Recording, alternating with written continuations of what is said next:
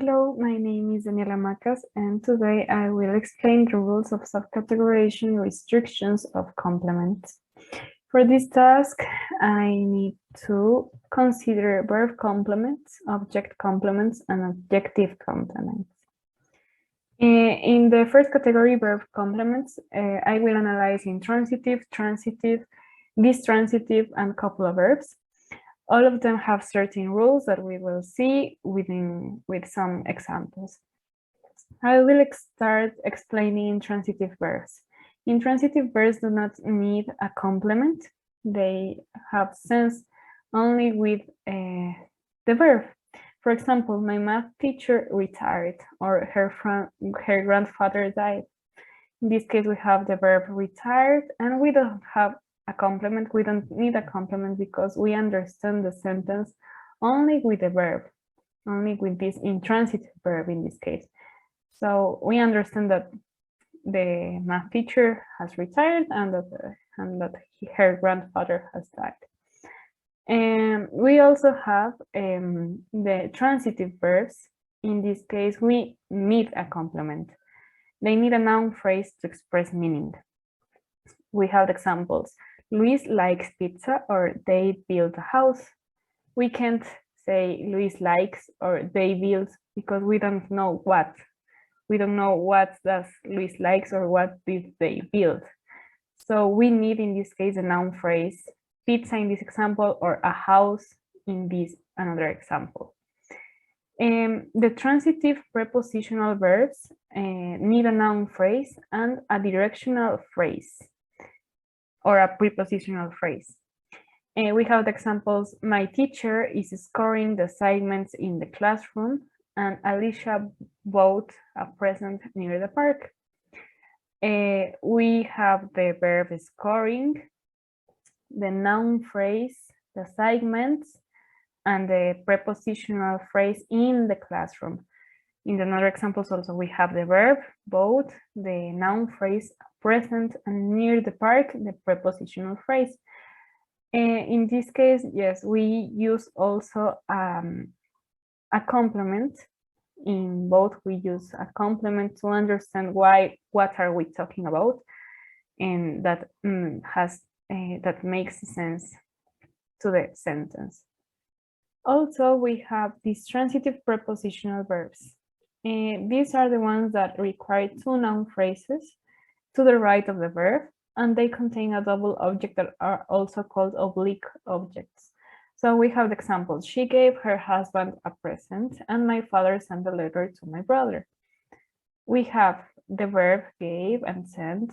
Her husband, in this case, is the indirect object, and to my brother is the indirect object in this another example. And the present and the letter are the direct objects. So that's when we use the distransitive prepositional verb, when we have two objects in the sentence.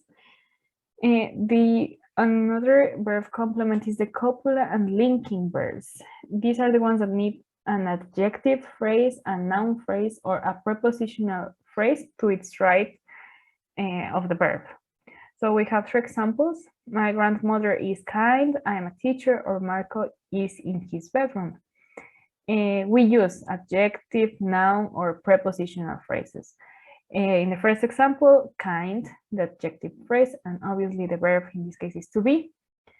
In the three cases, we have the verb to be, and the complement,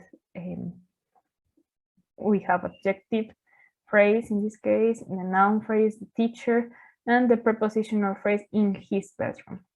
Yes. Another type of complement is the object complements. These modifies or complement the object, and they can be nouns or adjectives, or any structure acting as a noun or as an adjective. For example, in the first case, chocolate makes me happy. In this case, happy modifies or complements the object me. I can say chocolate makes me. I don't specify what. So happy is the adjective here that complements this object that is me. And obviously the verb. In the second case, I had my nails done. In this case, the done acts as an adjective. And the verb is have, and the object my nails. In this case, obviously, done modifies the object my nails. And in the third case, Alfredo sent her a letter. In this example, a letter is a noun phrase and modifies or complements the object her. So Alfredo sent is the verb, her the object, and a letter the noun phrase. And finally, we have the adjective complements. The adjective complements are the elements that give meaning to the sentence or clause. And regarding this category, some configurations must be analyzed. The first configuration is adjective alone, which is related to the cases in which the adjective can be alone. And in these cases, the sentence has meaning, even if it doesn't have a complement. For example, Marta is beautiful, they are intelligent. We use the verb to be and the adjectives without a complement, because I can understand that Marta is beautiful and that a group of people are intelligent. Another configuration is predominant objective, which refers to a noun phrase or prepositional phrase that is written after the adjective it complements. For example, this is an expensive car. In this case, car complements the adjective expensive. Yes, we have the verb, the adjective, and the predominant objective, that is the car, that because we can say this is an expensive what, so we need this complement to understand the idea of the sentence. Another type of configuration is the adjective followed by a prepositional phrase. In the example below, the prepositional phrase will complement the adjective. In this case, I am afraid of snakes. We have the verb to be, the adjective, and the prepositional phrase, because I can say I am afraid. I am afraid, but I can be afraid of many things. So if I specify that I am afraid of snakes, so we need this prepositional phrase to specify the idea and to understand the whole idea of the sentence. And we have adjectives followed by infinitives. The example below in this category is, it is hard to change a bad habit. We have the verb to be, the adjective hard, and the infinitive to change a bad habit, the infinitive preposition. And yes, as the examples below, we have something that complements the idea of the sentence, because it is hard. It can be many things. So we have to specify that in this case, it is hard to change a bad habit. We have the infinitive to and the phrase that we complement the idea, and the whole sentence will have its meaning. And finally, the adjective followed by clauses. I was happy when I finished my assignment. In this case, a complement clause, when I finished my assignment, complements the adjective happy.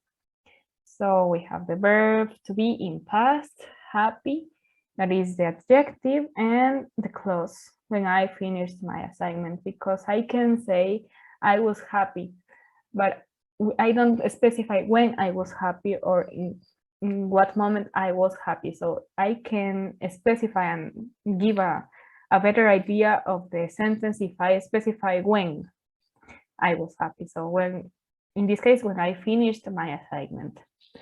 That's all for the rules of complements. And here are the references I used. Thank you.